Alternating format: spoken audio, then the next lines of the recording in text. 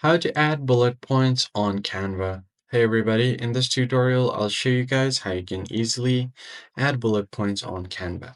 Open up your web browser and then go to canva.com. And once you get to the landing page, make sure to log into your account and you just have to create a new document or a design. So let me just create a new design here. I'm going to go to presentation and I will have a blank screen to work with.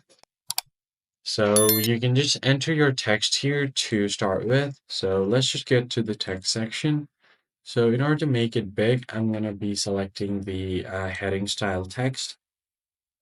Once you have this text box on your field, you can just select the text and add whatever you want to add bullet points on. So let me just add some fruits like apple, banana, orange, mango. All right, so let's do these for now.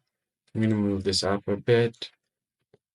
If you want to add bullet points on individual text, you can just select the text like so, and then click on this bullet point. As you can see, only this text has the bullet point. So I'm going to select on all of the text like this, click on bullet points, and now each one of them gets their own bullet points. That's how you basically add bullet points on your Canva text. If you found this tutorial helpful, be sure to like the video and subscribe. I'll catch you guys on the next video.